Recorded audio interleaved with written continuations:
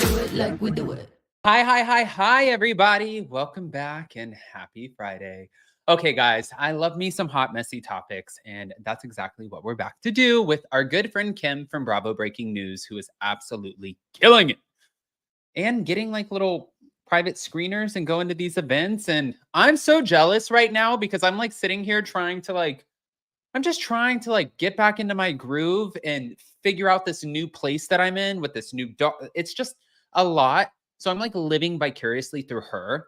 And I used to always say I'm living vicariously. Thank God. Thank God people corrected me my first year on YouTube. Anyways, back to it. Tonight, Jason is throwing a big event at Leva from Southern Charm. Her and her husband have a couple restaurants. This one specifically is Lamar's. He's throwing the event. It starts at 9 o'clock. If you guys are in Charleston and downtown King Street, then just DM me because I would love to meet you guys. And also tomorrow's Pride. So how fun is that? If you guys haven't already, smash that like button. If you're not subscribed, get subscribed. Don't forget to hit that notification bell. And let's welcome Kim. Hello. Hi, everyone. I mean, Adam, you've got your own events going on too. I mean, you're hosting at Lamar's tonight. Well, Jason's hosting. I'm just popping in. I'm like trying to introduce myself to people around here. And I met this really great woman, Lori, who I absolutely love already. And I'm like, you want to go tonight? And she's like, yeah, is there anything? I said, we just have to wear green. Let's go do the damn thing. And she's like, I'm down. I have kids. So if I get to get out of the house, I'm good. It's like, great. Perfect. Yeah. No, any excuse to go and like be around, your people. Yeah. Yeah. And just like get out of the house every once in a while, you know? Oh, for sure. So by the way, you went to that to the Bravo event. Yes, it's been a busy couple weeks. Yes, on Tuesday, they held the first ever watch party by Bravo in LA, and it was amazing. The week before, I was at the Something About Her opening. I just feel like the events just keep on coming. We say the Bravo news never stops. We're kicking off summer, and there's a lot happening. It's all happening. So it's all happening. It's funny because I have a thumbnail that's coming out later that says it's not happening. But okay, not obviously to this. But first of all, before we get into, guys, we have a lot of topics that we're going to get through. And thank you, 200 in the room. We haven't even gotten started. I have to ask, how was the Something About Her opening? It was great. It was great. I had a fabulous time, 10 out of 10. I don't have any complaints. I did have to wait, but I got there early. I got in line about 45 minutes before opening. Okay. Got sat in the restaurant maybe an hour after they opened. They were a little delayed, but I mean, we got the sandwiches. They were fresh. We talked to Ariana and Katie. I mean, I had an amazing experience. Oh, that's amazing. And Yeah. was the line like really long when she left?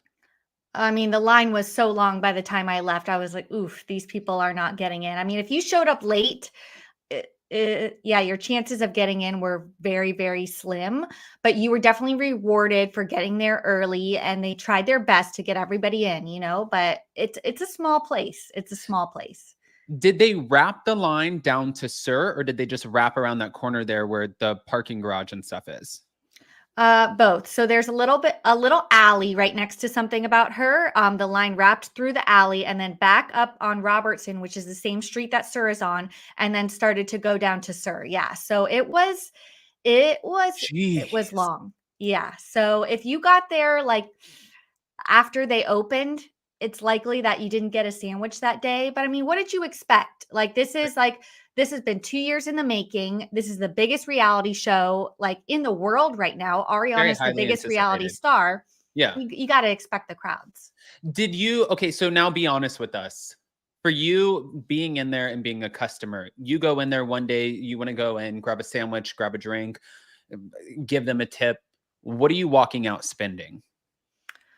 Let's see, sandwich, drink, alcohol. Like, I did get a lover boy when I was there. So Okay. I'd say, sandwich, drink, $30. Oh, that's not bad. Yeah. I mean, it's LA. Prices are going to be higher than other areas. Yeah. It's not exorbitant. And, the ambiance, the vibe is just so good. And it's likely you're going to see Katie or Ariana there. I know Ariana just left to do Love Island. So, Katie will probably be the one around for the next month or so, but you go for the experience, Adam, you know, and the food, of course, but you get what you pay for. Right. Like, to be honest with you, the food at Pump Restaurant was not the best. Like, it just wasn't. Like, I would always get the burger or the pasta, but it was like the only two things that I would get. And I was never, I never like loved it. I was just starving, and Jason ran Pump. So I would go there, but people didn't go there for the food. You know, people went there because it was nostalgic. It was, you know, a Bravo lover's dream. You could see Lisa. You might see Lady Gaga. You could see Simon Cowell. You could see all kinds of people, Paula Abdul.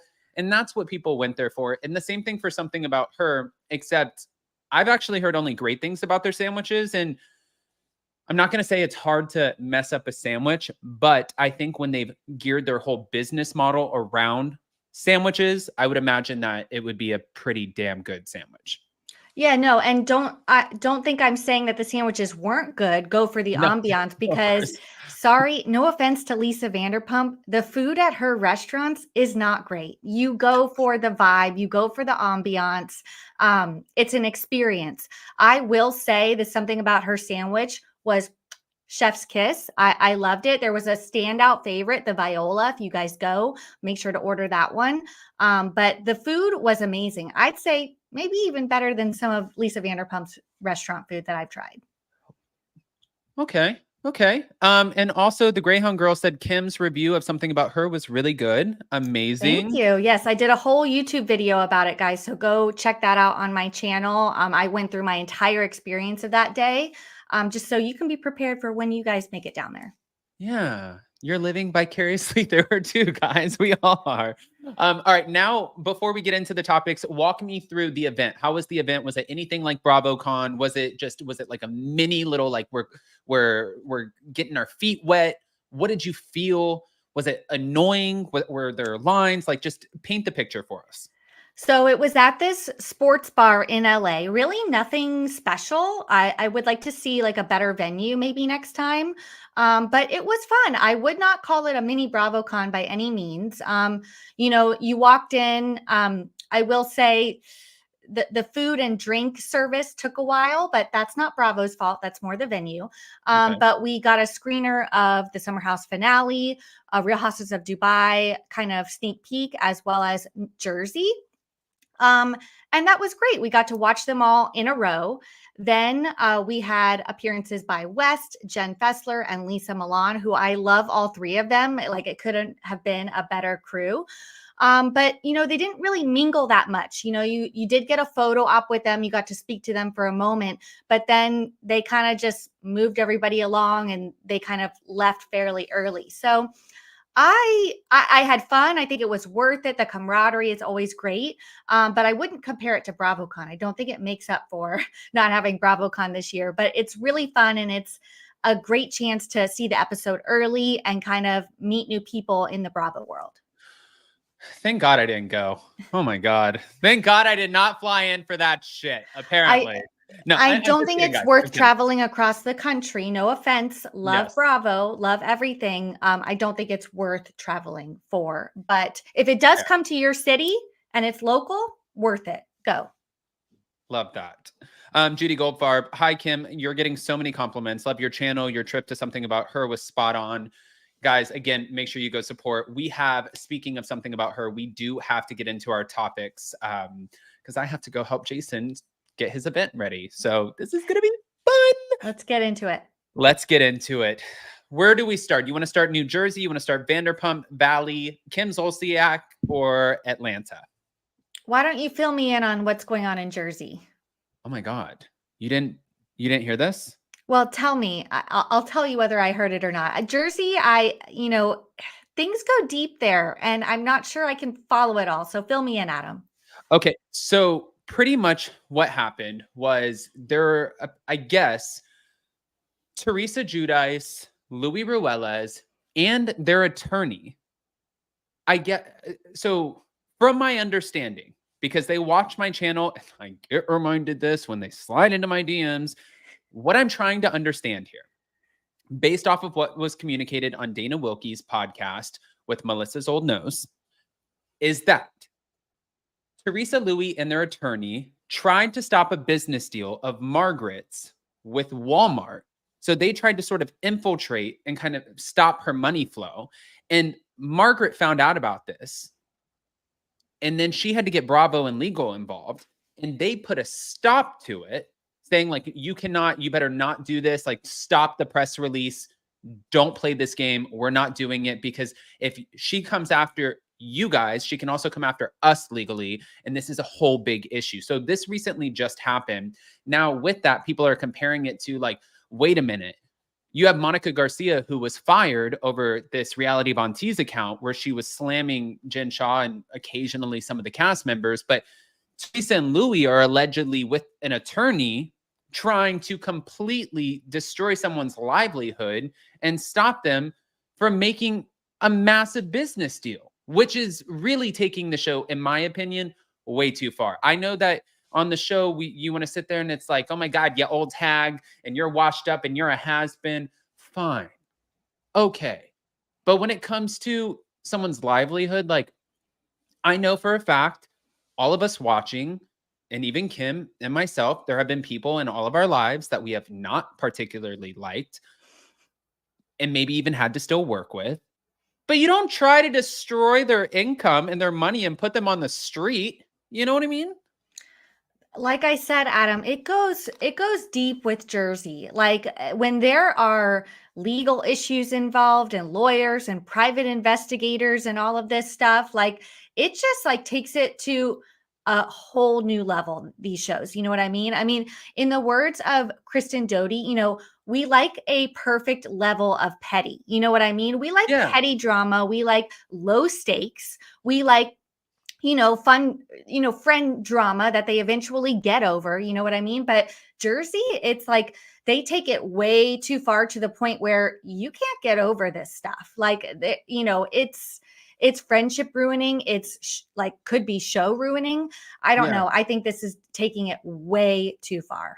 I think it's way too far. And I think with this, and also Teresa and Jennifer exposed by Melissa's old nose, which, for anybody listening who doesn't know who that is not to be confused with Melissa Gorga. It's like a parody account. That's right. That's how you say it, right? A parody account. Right. Yeah. Thanks, Kim. A parody account. And she pretty much put out all of the receipts of how they were feeding her things, giving her screeners, giving her information before the episode. That way she was prepared to do write-ups like when the episodes were dropping. She really put a lot of information out there, which I 100% believe. No offense to Teresa and Jennifer Aiden. I'm going to have an opinion on this only because I know multiple Housewives and Bravo talent who have done this across the board. I know from Beverly Hills, Vanderpump Rules, RHONJ, Salt Lake City, Miami, like a lot of them do this. You just got caught in sharing screeners, which now Bravo has put, passwords and pins on, so you can't actually share the screeners anymore unless they decide that you get them, but talent can't share them. It's all like, this is crazy. So you're sharing the screeners, you're leaking information, you're leaking what's going on with episodes, and then on top of that, you're trying to destroy your cast members' businesses. Is that somebody that people want to watch on TV? That's the question. Yeah, it's getting really, really messy. I don't know, that whole scandal with Melissa's old nose. I don't know what to think. I mean, I wouldn't put it past them. I mean, she has the receipts, proof, timeline, screenshots, like to back everything that she's saying up. So yeah. I don't know. I wonder if Bravo is going to do anything about it. But at the same time, I don't know. When I watch Jersey, I'm still fully invested in Teresa's storyline. Every time that they do a scene with her and Louis and the girls going off to college, like, I don't know. That's like, I'm invested in her life. I want to see how it plays out, especially her daughters. I've talked about them before. I love them. They feel like our family because we've watched them grow up. So I don't know how I'm so torn with Jersey. It's like, I've said this before. It's like no side is the right side to be on. It's just, I don't know. I struggle with it a lot. I would not personally be surprised, and I won't remember this, you guys. I was hit on the head. I love, like, when Heather McDonald goes on Juicy Scoop and she makes a prediction, and then all of a sudden, like 4 months later, she's like, roll the tape to the prediction. I remember that. That's never going to be me. I don't even remember what I got for coffee this morning. So with that, my prediction now, if you guys end up remembering, is that New Jersey will go on pause after this. I think it's going to go on pause. They haven't filmed the reunion. I think that this is going to come out at the reunion. I think that the Melissa's old nose stuff is going to be mentioned at the reunion. The receipts, the screeners being leaked. I think that the attacking and the also trying to get an attorney involved to try to destroy someone's business. There is a lot that's going to be said on top of the drama that's already playing out on the show. Now, does that necessarily mean that Bravo is going to air all of that? No. But, you know, Lee Armstrong just here to support Adam and Kim and my Adams fam. I wish I could send more. No, thank you. Thank you so much for supporting. And thank you for being here for Hot Messy Topics. But yeah, I think it'll all play out at the reunion. And then after that, I think they'll go on pause. I think that's a good call, Adam. I think it's what's necessary. We thought last year's reunion was messy. I think this one, even Bo Dietl aside, is maybe going to be worse. So I don't know. Marge and her, everybody else might need to do another meeting before they film, because there's a lot that's going to be said. I thought that Rachel Fuda was being a little obnoxious this season, like coming in strong. Not obnoxious, but coming in, at least the edit shows her coming in very, very strong. But now I'm kind of thinking we sometimes sort of can't help but forget that there is a lot that we don't see that's happening behind the sidelines, and things that they can't share because it's breaking of the fourth wall. So now I'm almost wondering, maybe I got that wrong. Like maybe Rachel is not as aggravating on the show as I kind of thought about this, because she might know something that we don't.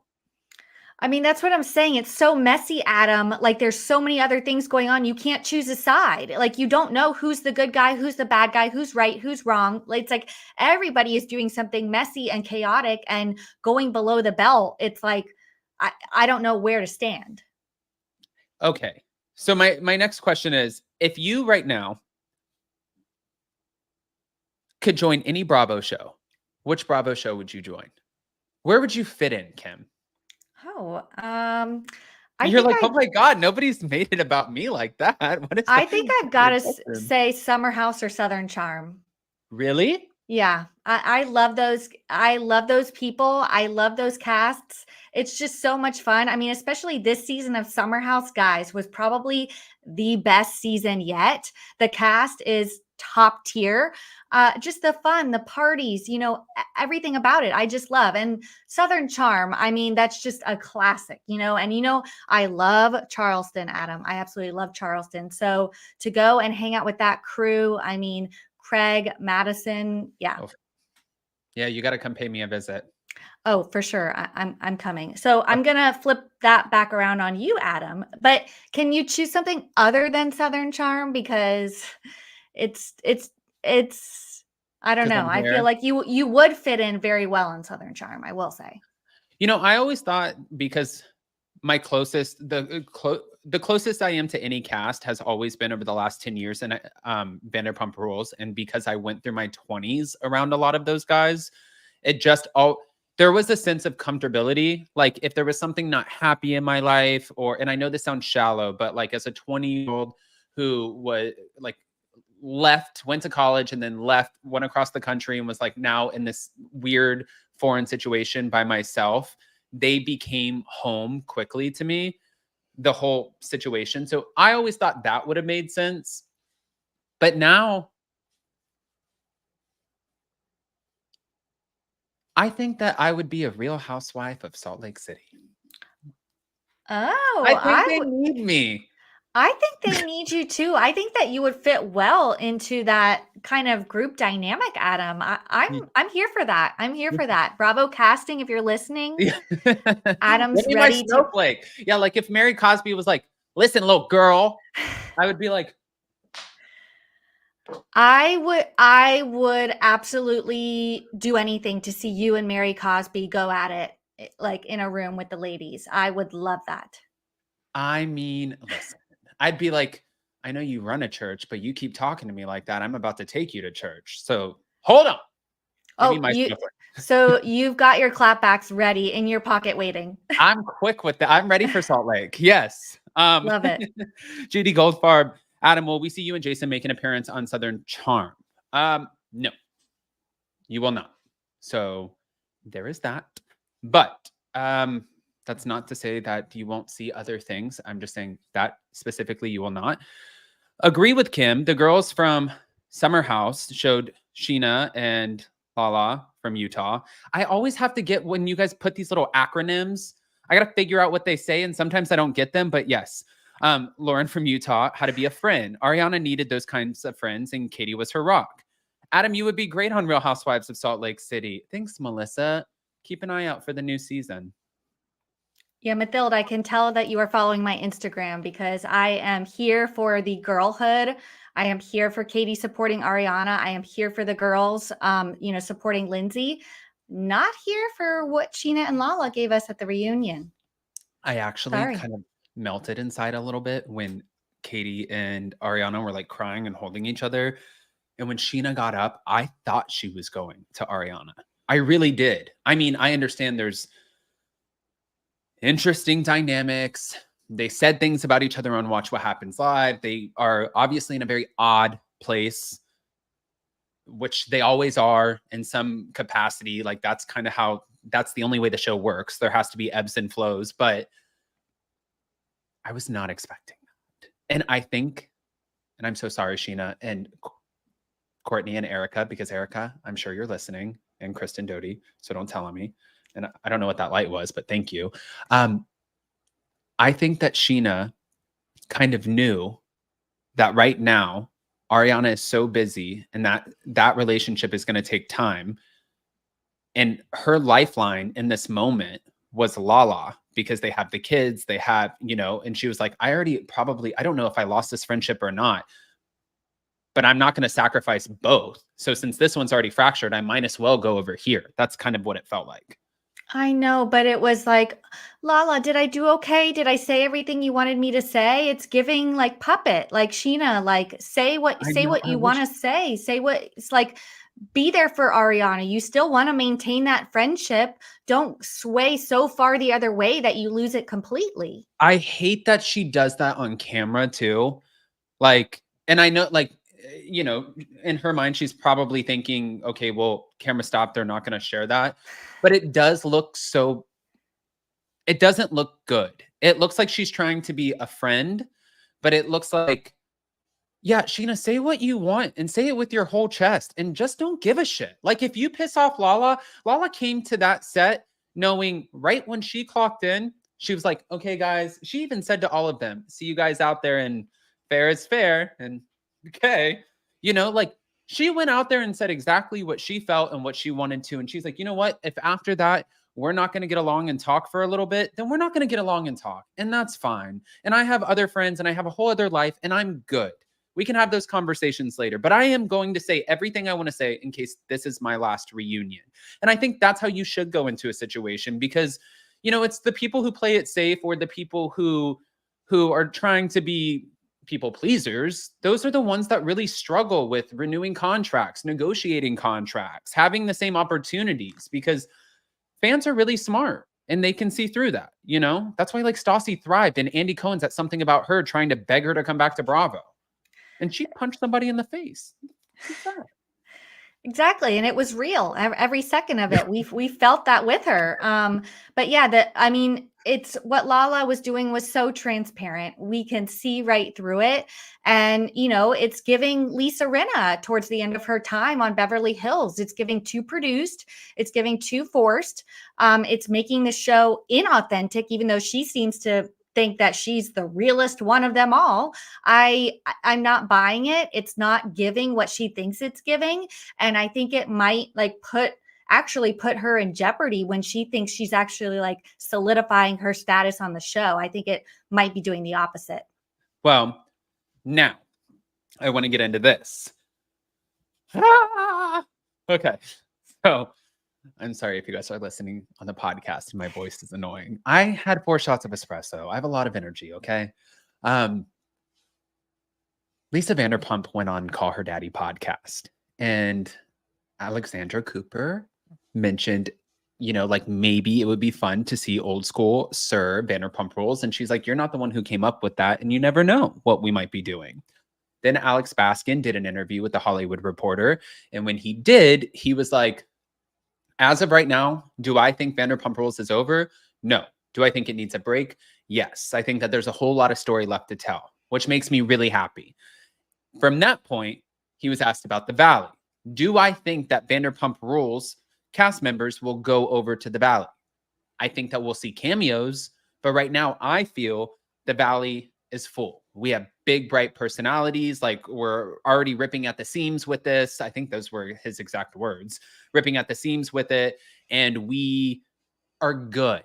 Now, I'm shocked by that because I thought Lala would make sense. And I also thought with her having the summer and, you know, being pregnant, she would fit in perfectly. And sometimes, you know, like I would imagine Lala's already like sometimes a little, not a tyrant, but like a put 10 toes down, you Bambi-eyed bitch. And it's like, whoa. So I don't know if pregnant Lala would be like, I'm not going to engage in this. Or if she would be like, bitch, I'm about to cut you. So I don't know. I thought it would be good. Yeah, I don't know. I mean, I think that the Valley is perfect just the way it is. I was so happy to hear this news. I feel like, you know, what we got from Lala this last season, I don't want that on the Valley. I don't want it to be so produced and like, you know, storylines being forced and everything like that. What I like about the Valley is that we kind of have some of these new people entering reality TV for the first time. And these are like real friendships and real fights and real marriages and real, I don't know. I liked what we saw in the Valley. And like I said to you, Adam, if it ain't broke, don't fix it. I don't think we need to be moving Sheena and Lala. Although, you know, I think they're definitely trying their damnedest to do that. You know, they're moving to the Valley. They are, you know, integrating with the cast. I mean, Lala bringing up Brittany Cartwright on part 3. It's like she's doing anything she can to try to become involved with this cast. I just think it's the wrong way to go. Again, it's inauthentic and it's not going to, I don't think it's going to work at this time, at least. Okay. And, you know, I noticed that Sheena's been she's always had Janet Caperna on as a co-host, always. So that's not new. But I've noticed a couple cameos from other people and they are authentic friends. So I haven't really questioned that. And for Lala, I do play devil's advocate here and I sort of teeter on, did she mention Brittany because it was an obvious transition to the Valley where that could be a thing? Or was it something that she would have mentioned at maybe another reunion as well? And it wasn't because of the Valley, but it made sense to Bravo because they're promoting the Valley. So they kept that in the edit. You know, so I kind of teeter. I see both sides for sure. I mean, Andy did bring up Jax. He did a whole segment about Jax. So obviously, yeah. I mean, they're definitely, let's be real, the shows are connected and they always will be. So any chance they get to promote the Valley on Vanderpump Rules, I think they will, and I think they should. But yeah, I don't know. I just think I love the Valley. I'm so sad that it's already ending. Next week is the finale already. Like I need more. So I just think that keep it as it is. Maybe in a few seasons, you know, Sheena and Lala can graduate to the Valley. But right now, I just don't think that it's a good fit for either of them. And I was happy to hear that things are staying as is for the Valley. Now, for Vanderpump Rules, I'm not sure. I'm not sure what's going to happen next season. And I'm pretty sure the Valley starts filming in like 2 or 3 weeks. So that is fun. That's exciting. Everybody can look forward to that one. Also, Jax Taylor came out and said that the new girl, Paige Woolen, who he has been photographed with, if you guys are wondering how they met, apparently this is what's being said. Now, was I there? Absolutely not. So am I confirming this? No, I'm not. I'm just telling you guys, this is the rumor. Paige Woolen's dad went to a charity golf event and have you heard this? I did. Okay.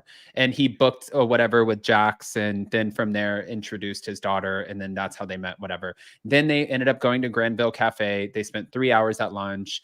I don't know what the hell the limousine thing is because it's 2024. I haven't seen anybody in a limousine. I haven't seen a limousine in a long time. Now things look like cyber trucks, which look like trash cans. And then there's Sprinter vans, which after Salt Lake City, I'm terrified to even get in one of those. Now,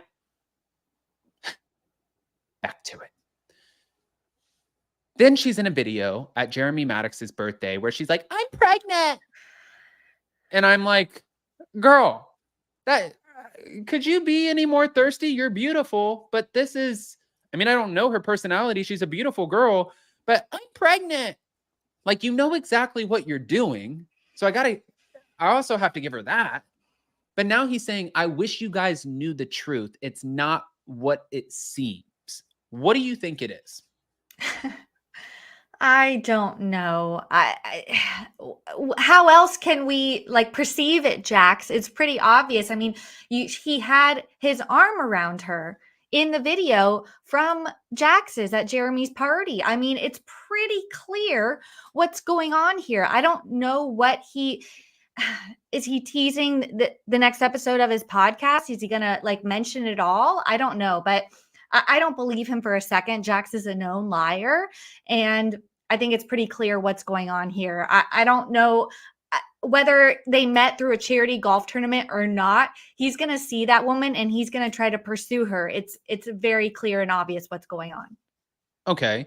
And then the comment under the post, Sheena went on her podcast and she said that, you know, she never thought that Lori, Brittany, and Jax would ever be friends again. She was like, I can't even believe that they're being seen together.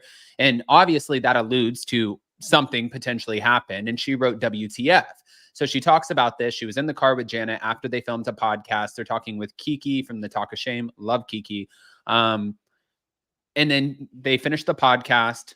They end up getting on the road. They're heading over. They carpooled. And Zach Wickham calls from the Valley. And Zach's like, hey, babe, can you please take that post down? And she's like, no, I'm not taking the post down. Or the comment down. I'm not taking the comment down. She's like, you know, like I still kind of stand by that. And she is being a little bit more brash too now, by the way, with Vanderpump Rules being on pause and the Valley, like kind of gunning for it a little bit. And I love that because we're go-getters over here. But I'm kind of wondering, I'm like, Jax, did you got?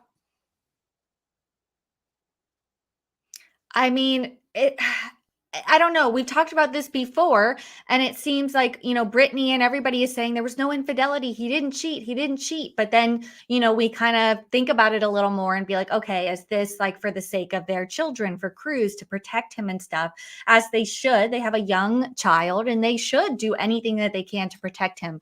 But Jax has a history, and it's like they say actions speak louder than words. We're seeing what he's doing and it doesn't look good, Jax. I mean, you're taking pictures, you're doing things, you're calling the paparazzi to Granville Cafe to photograph you with this woman. And it's like, what do you want us to think? It's clear. It's very clear what's going on, or at least what he wants to be perceived as. And then he's like, oh, what? Why do you guys think that? It's like, Jax, come on now. Yeah, you're like, shut up, douche. No. Yes. Sorry, that was yes, aggressive. That. Sorry. I'm just kidding, guys. That was aggressive. I take it back. The fucking espresso. I'm telling you, it's the espresso. All right. Now I wanted to ask you, number one guy in the group, number one girl in the group on the Valley right now. Oh gosh. Okay. Number one guy in the group. I mean, I think we all have a soft spot for Jason. He just seems like a great guy and a great husband and like very level-headed and like kind of, you know, balances Janet out a little bit. Number one girl. Let's see. I don't know. I still love Kristen. I've always loved Kristen. I was kind of sad that we really didn't get a lot of her the last couple episodes, but I think she's coming back in full force for the finale. It seems like she is ready to call people out. And I love Kristen with an honorable mention for Jasmine. I think that Jasmine should play a larger role in the show. I love her takes. Her confessionals are spot on. She's the voice of reason. I feel like she needs to be like a full-time cast member next season. Boom. I like those answers. Okay.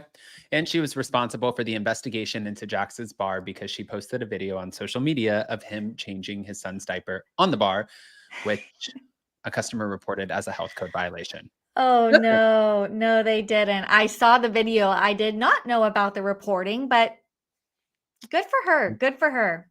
But they did find no wrongdoing, even though there is video evidence. So maybe Tom Sandoval will be just as lucky. Anyways, Shady Boots is moving on. Okay.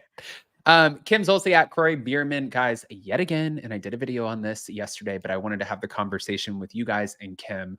Kim Zolciak called the police on Kroy Biermann because, and I'm just going to kind of show you guys this. I'm not going to play it because it's a lot of just like yelling and hard to hear. She called the police. Her phone went missing.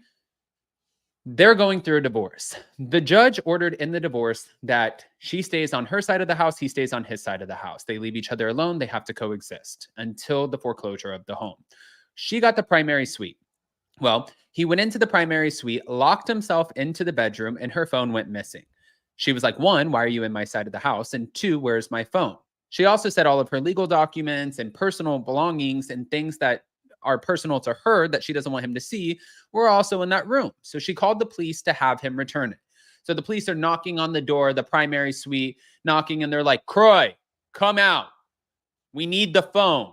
I don't have the phone. Through the door. Kroy is not opening the door. And they're like, Kroy, come on. What do you think that this is going to accomplish? She's like, I don't have her phone. And then you hear Kim screaming, yes, you do, motherfucker. Yes, you do. Give me my phone back. And I'm like, while the kids are upstairs sleeping, what are we doing, Kim?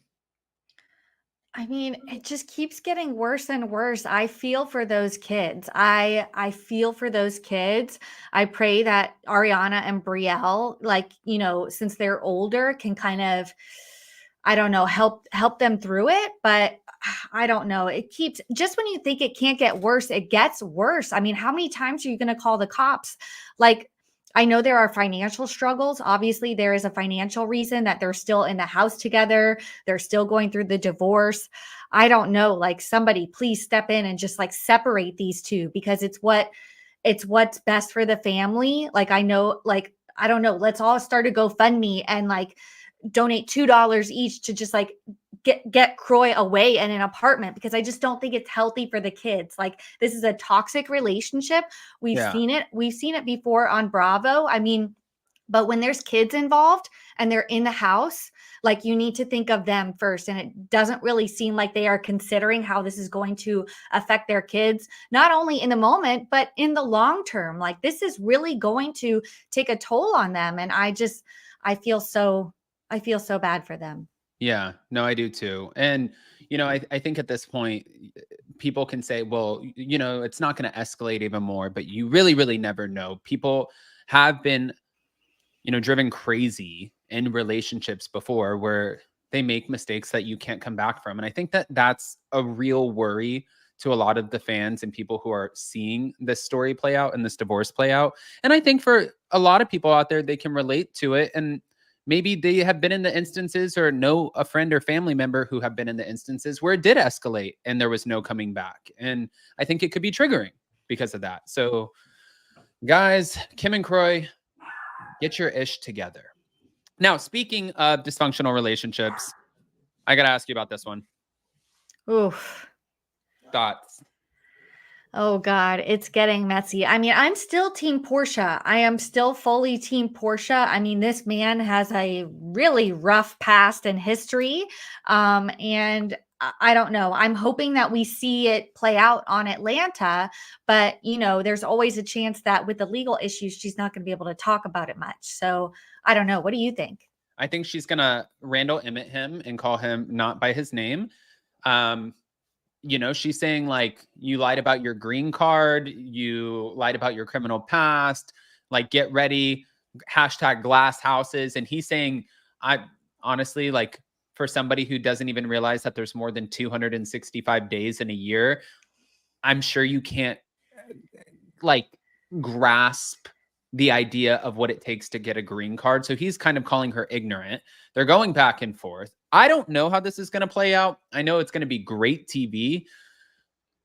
I honestly they both, to me, I wouldn't want to be in a divorce with either one of them. You know what I mean? Like, I can see they're both going to go down and dirty and go to the bone. And they're going to get in the mud with each other. They're not going to let the other one try to embarrass that. They're going to, now that this is so public, somebody's got to come out the victor. I think it's gonna be Porsha. I always knew it was gonna be Porsha.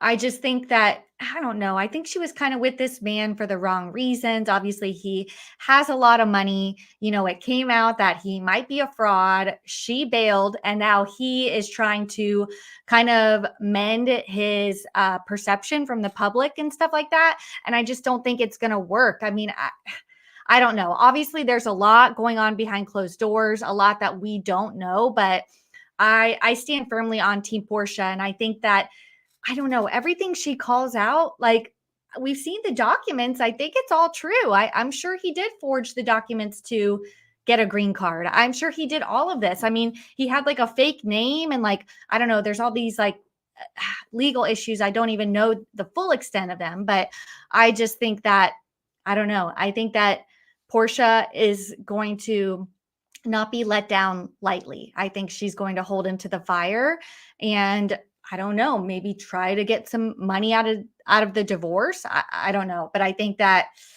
I don't know. I think that she deserves it. Well, this story will continue to be written. Yes. Just like the Kim and Kroy, just like the Erica and Tom. The rest is still unwritten. The rest is still, I mean, look at Bethany and Jason Hoppy. That lasted 10 years. So we have a lot of time, I'm sure, in between. And we're going to see a lot of social media shenanigans. She's going to film the show. The show's going to play out. He's going to see the episodes for the first time. It's going to reignite. Things are going to play out in court. It's going to be messy, but we'll be here to talk about all of it. Yes, I'm ready for Atlanta. You know, we needed a shakeup. We needed something fresh and new in Atlanta. And I think with Porsha back, we got it. I agree. Well, guys, we have almost 700 people in the room. Again, I'm going to go help Jason for his event tonight. If you guys are around, I said this earlier when we had less people in the room, but event tonight on King Street. It's called Lamar's. It starts at 9 p.m. If you're in Charleston, downtown, then just DM me. I would love to meet you guys. It's going to be a packed house, so it's going to be a lot of fun. Check that out. And then, Kim, if they don't know, let's start with your Instagram. If they don't know, well, you let them know. Yes. Follow me on Instagram at Bravo Breaking News. Yes, I do have that photo of me and Katie and Ariana pinned, and it will be pinned for the rest of my life there because I love that photo of us. But it was so fun. Make sure to go check out my YouTube. I did do a full recap of my Something About Her experience. I'm also going to be recapping the Secrets Revealed episode for Vanderpump Rules that dropped on Peacock. So if you guys want to tune into that later today, make sure and subscribe because I'm kind of mentioning it all. Well, guys, make sure you go get subscribed. And if you're not following Kim on Instagram, go follow her. And also, if you have not seen her vlog for Something About Her, check that out and smash that like button. Kim, as always, thank you so much for joining me. We love you over here, and we hope to see you next week. Of course. Yeah. Love you guys. Love you, Adam. Have an amazing weekend. All right. See you soon. Bye. Happy Charleston Weekend Pride, guys.